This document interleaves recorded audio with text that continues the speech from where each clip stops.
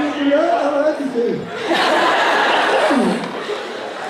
Aí tem hora que eu vou contando uma história. Aí quando eu olho para ela, eu digo isso. Porque eu tenho impressão de ela lá por dentro, estou dizendo assim, meu Deus, mas ela quer de novo. Mas ela é tão boazinha que ela diz, não, meu filho, estou mal não. E cada vez que você conta do jeito que é.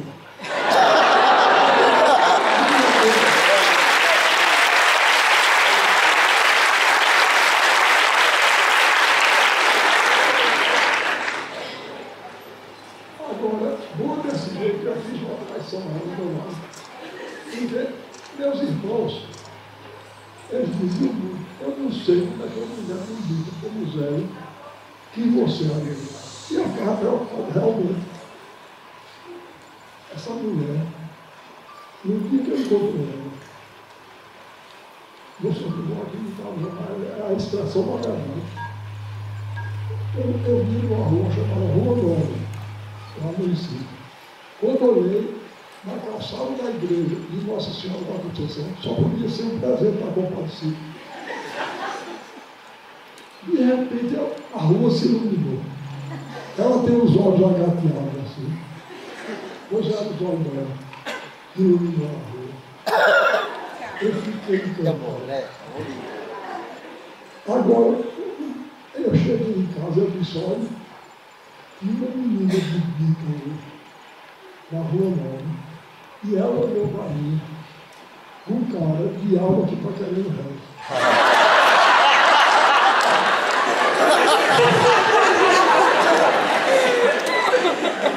Aí a irmã minha, Giovana, ela disse, preste ser atencioso.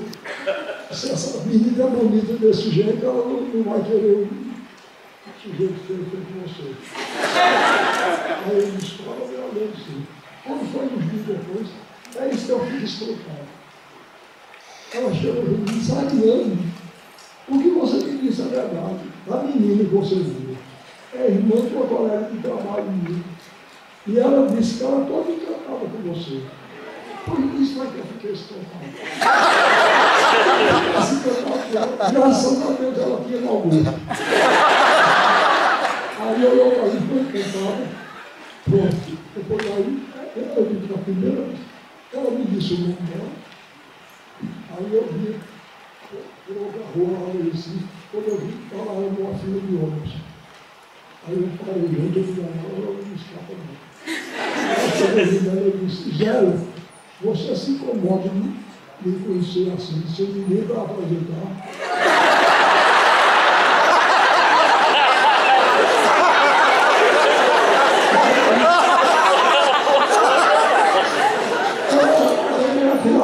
Ela disse, não me incomodo não. Aí eu disse, foi bem.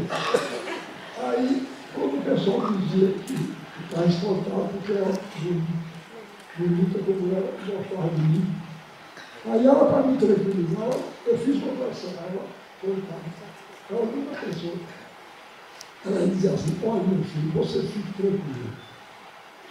Eu não acho você feio, não. A única coisa que eu acharia feio era se você fosse careca, você não é.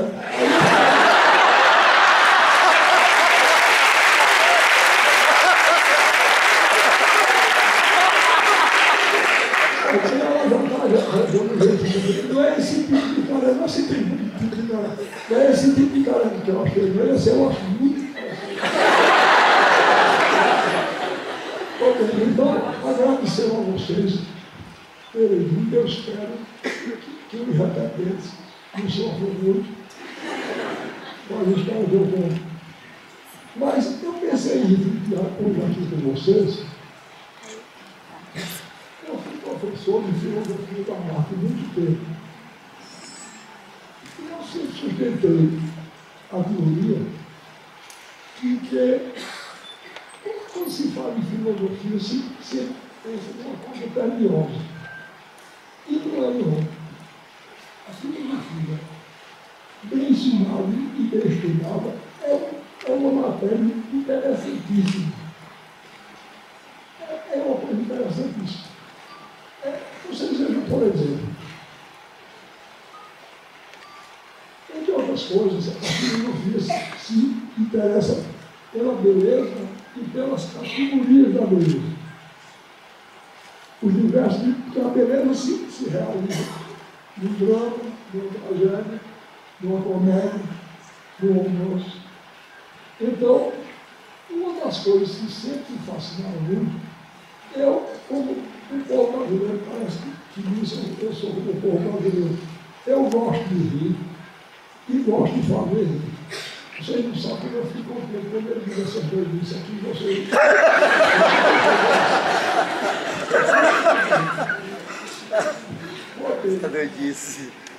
Uma das coisas que mais me fascina é saber por que a gente ri de determinadas histórias. Não é? Que coisa misteriosa. Por que é que uma história é engraçada e outra não é? Então, quem primeiro cuidou disso foi Aristóteles, no campo da cultura ocidental. Aristóteles foi o primeiro pensador que procurou explicar a essência do risível, do cômico. E ele tem uma definição que eu acho perfeita. Ele dizia: o cômico é uma desarmonia de pequenas proporções e sem consequências dolorosas. Veja que coisa precisa. Uma desarmonia. O cômico é uma arte feia. É uma arte da desarmonia. Não sei se vocês já repararam. É muito difícil caricaturar. A caricatura é uma arte cômica, não é? É muito difícil caricaturar uma mulher bonita. Já eu, coitado. Já eu, coitado.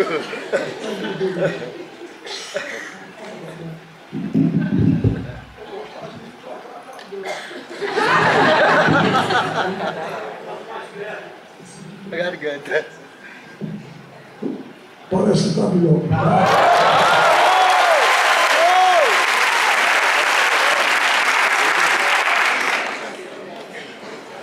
Pois bem, então, porque para você caricaturar, você exagera as desarmonias que existem no rosto da pessoa. Né? Eu, por exemplo, essa sobrancelha. Faz um careca. Com essa sobrancelha enorme que eu tenho, isso parece cornijo. Né? O nariz grande. O nó da goela grande também. Né? É fácil. Olha, eu passei por uma humilhação uma vez. Eu estava dando aula na Universidade Federal de Pernambuco. Eu ensinava estética, filosofia da arte. Aí, quando eu dava aula, um estudante lá, que tinha jeito, fez uma caricatura minha e me mostrou. Eu gostei muito, pedi a ele me deu de presente. Eu levei ele para casa. Quando eu cheguei em casa, eu mostrei à família, eu digo: olha, o aluno hoje fez essa caricatura minha, não está boa. Aí mostrei, todo mundo fez. Eu tenho uma filha chamada Isabel, que é muito atrevida. Ela pegou, olhou e disse: papai, isso não é uma caricatura, não, é um retrato.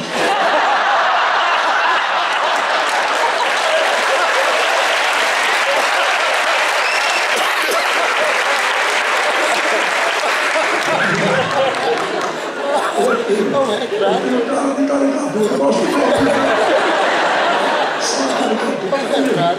Então, eu pensei nisso, aqui, sobre duas categorias da beleza. Uma baseada na desarmonia, no feio, no cômico, e a outra baseada no doloroso.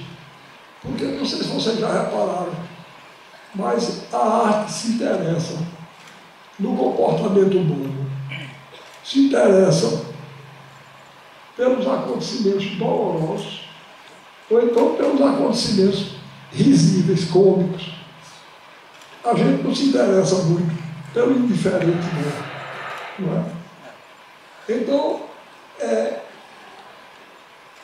eu me interessei desde muito jovem para saber isso. Gostava muito de literatura, como hoje eu gosto. Foi Deus. Aí, uma vez, o povo brasileiro tem um dom extraordinário de criar história, né? Me contaram uma história que eu conto sempre, porque foi uma das histórias que me despertaram para o mistério do riso. Eu não sei se contei aqui da outra vez que estiver aqui falei, se tiver, me perdoe, eu vou repetir. Não sei se vocês conhecem, é a história dos dois cegos. Alguém aqui já me ouviu contar essa história?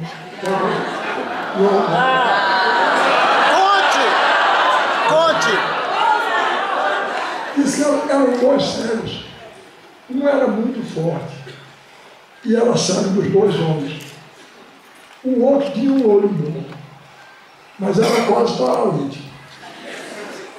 Então, um dia eu disse para o outro, vamos dar um passeio de bote. O outro disse, está doido, rapaz, a gente desse jeito. Ele disse, não, você que é forte, rema. E eu que tenho um olho, vou ali no leme. Aí eu disse, então tá bom. Quando foi no domingo, eu entrei lá no bote. Aí o caolho lá, e o forte.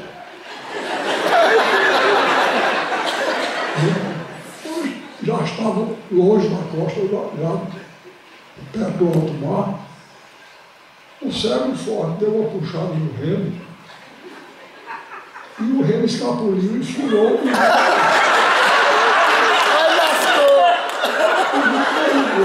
Lascou tudo. Furou o olho, aí o cego disse, pronto. Ele disse, pronto, uma pessoa tinha chegado e desembarcou.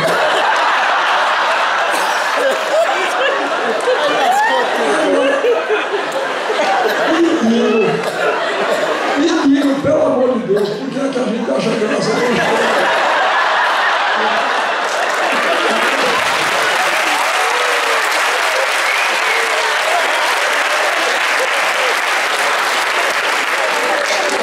Só chorar, essa é a pasta. Agora vou lembrar a definição de Aristóteles. Veja bem. Aristóteles define o cômico como uma desarmonia de pequenas proporções e sem consequência dolorosa. Veja bem o que eu fiz. E depois, um outro grande pensador da cultura ocidental, o francês Bergson, Henri Bergson, ele disse que uma das artimanhas do autor cômico é anestesiar a sensibilidade do público. Então, eu procurei anestesiar a sensibilidade de vocês, para vocês não perceberem as possíveis consequências dolorosas. Em primeiro lugar, eu avisei que era uma história. Não são dois cegos reais. Se fosse, a compaixão aparece e o riso desaparece. Não é? Mas eu disse, é uma história, então são dois cegos abstratos, imunes ao sofrimento. Não é? Mesmo assim, eu procurei, na hora mais grave, que é a hora de furar o olho dele, eu fiz um gesto de palhaço aqui, para tirar a atenção de vocês dessas possíveis consequências dolorosas. Veja como a definição de Aristóteles é precisa, não é? Pois bem, então, dentro dessas categorias, a cultura popular brasileira de modo geral e nordestina de modo particular se interessa muito por essas duas categorias, o trágico e o dramático, que são duas categorias ligadas ao sofrimento, ao doloroso, ao sofrimento humano, e o cômico e o humorístico, que são ligadas ao risídio, ao riso. E, juntamente com isso, nós temos dois tipos de poesia. Da Idade Média Portuguesa, nós herdamos dois tipos de obra literária. Uma ligada ao doloroso, outra ligada ao riso. A ligada ao doloroso, ao épico, ao trágico, ao dramático, é a novela de cavalaria. Na novela de cavalaria, o personagem é aristocrático, é uma novela triste, onde os personagens são levados a sério. E a outra é a novela picaresca, que é cômica. O personagem, em vez de ser aristocrático, é popular. E eu digo sempre que na novela picaresca o assunto central é a fome. Porque todas as astúcias que o personagem trama e leva a efeito para enganar os outros, é para conseguir a comida do dia. Porque no dia seguinte ele já tem que inventar outro. Tá certo? Então, eu quero fazer logo no início. No Nordeste existe um elogio da astúcia, um ditado popular que diz: a astúcia é a coragem do pobre. Então eu quero distinguir as picardias do homem do povo, que ele faz como uma necessidade. É um fator de sobrevivência. Se ele não for astucioso, ele não sobrevive, não. Eu faço uma distinção muito grande entre a picardia do pobre e o trambique dos poderosos. Tá certo? Que eles fazem que são safados mesmo.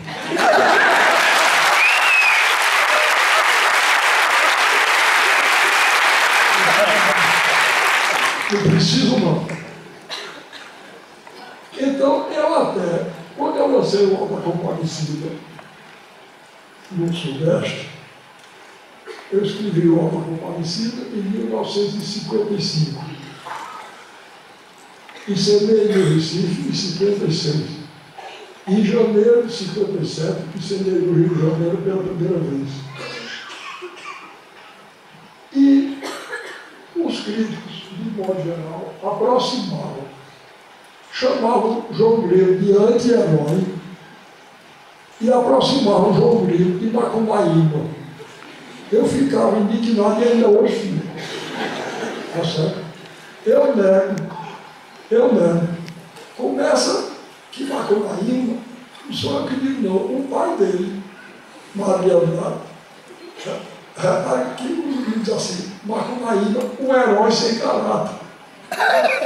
Eu digo: Macunaíma pode ser, o pai dele diz isso, mas João Grilo, um herói.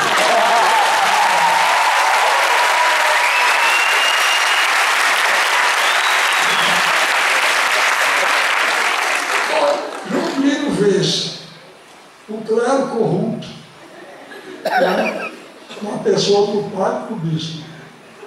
Vê-se os proprietários rurais, uma pessoa do Major Antônio Moraes. Vê-se até o diabo. Se não tivesse o herói, não sei o que é herói.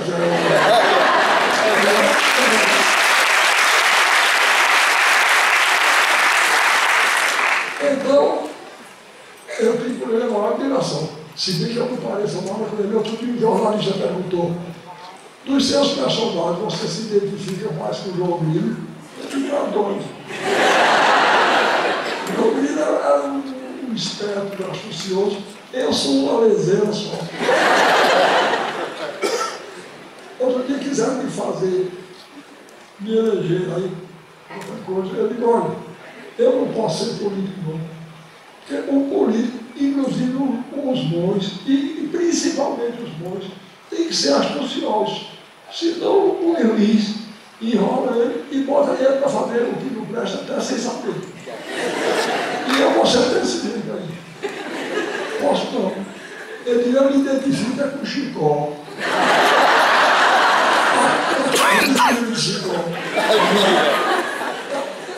Porque eu, como escritor, sou um mentiroso. Não sei se você já repararam isso, mas todo escritor é mentiroso. O Alto Compadecido, todo aquilo é uma imensa mentira. Nada daquilo aconteceu. Olha, se na verdade eu conheci o Cangaceiro, aquele Cangaceiro que aparece no Alto Compadecido, eu conheci. Severino do Aracaju. Se um camarada fosse para Severino do Aracaju, ou para Lampião, ou para qualquer um desses, fosse com aquela historinha de bexiga de cachorro, não sei o quê, ele levava um tiro, passava o resto da vida com ele.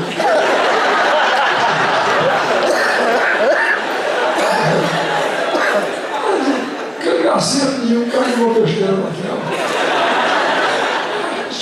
Ser inventado por mim mesmo, olha, então, eu escrevi o Alto Compadecido e me recuso com isso. Ele tem caráter, João Brito tem caráter. E pratica aquilo que ele tem que praticar mesmo. Esse mesmo não só tem não. Quanto a outra face, e eu peguei na poesia popular, desde menino, esse tipo do queimo, que lá no Nordeste chamam de queimo, é o pícaro ibérico, que veio para cá, né? Existem novelas de cabeças ibéricas, portugueses e espanhóis. Tem uma famosa que é muito boa, chamada O Lazarinho de Torres. O Lazarinho é um menino pobre que se vê na conjuntura de se tornar guia de cego. E ele se torna guia de um cego avarento, desgraçado. Ele disse, ele era tão avarento, ele não se contentava e me deixava morrer de fome, não. Ele mesmo passava fome. Para que não gastasse dinheiro. E aí, todas as astúcias que ele faz, tem um dia que o cego tem maltratado muito o Lazarinho. Maltratou muito o Lazarinho. Aí, o Lazarinho estava com a cara feia para o lado do cego. Aí o cego ganhou um cacho de uvas. Ganhou um cacho de uvas. De presente, né? De esmola. Aí, como tinha maltratado muito o Lazarinho, chamou o Lazarinho e disse, Lazarinho, venha comer aqui comigo esse cacho de uva, mas vou comer de um em um. Aí o Lazarinho disse, está certo. Aí começou a comer de uma em uma. Aí o cego, de repente, começou a comer de duas em duas. Quando ele viu que o cego estava comendo de duas em duas, começou a comer de três em três. Aí quando terminaram, ele disse, o cego disse, Lazarinho, eu sou capaz de jurar que você comeu de 3 em 3. Ele disse, eu? Por que o senhor diz isso? Ele disse, porque eu comi de 12 em 12 e você não reclamou.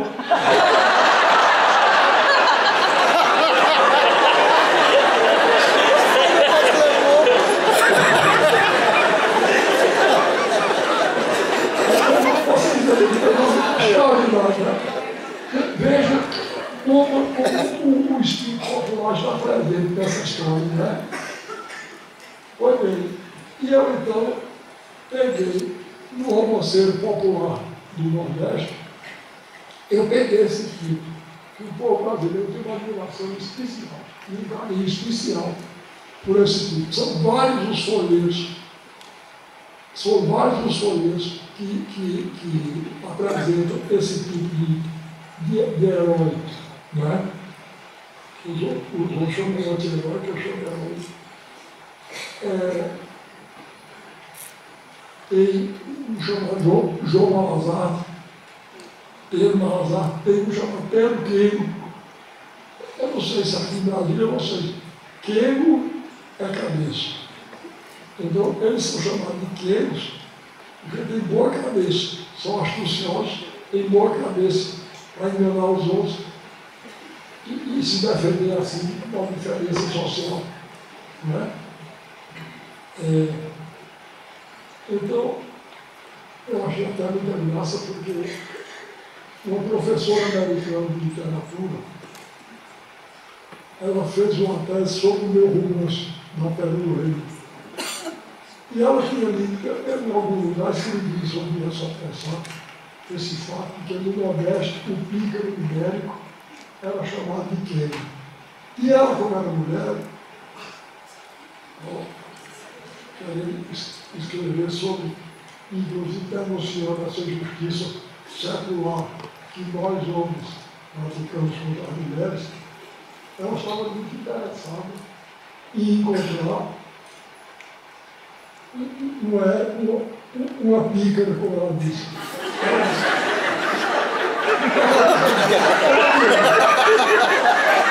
Ô Ariana, aquele sotaque maravilhoso. Ô Ariana, existem no Nordeste mulheres pícaras, queiras,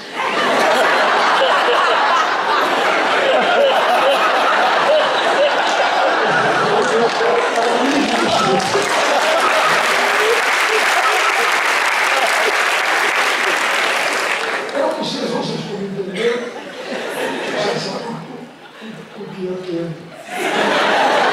Essa mulher generosa, essa amarela. Aí eu disse, olha, quenga não é feminino de quengo, não, você pode quebrar. Pois bem, então,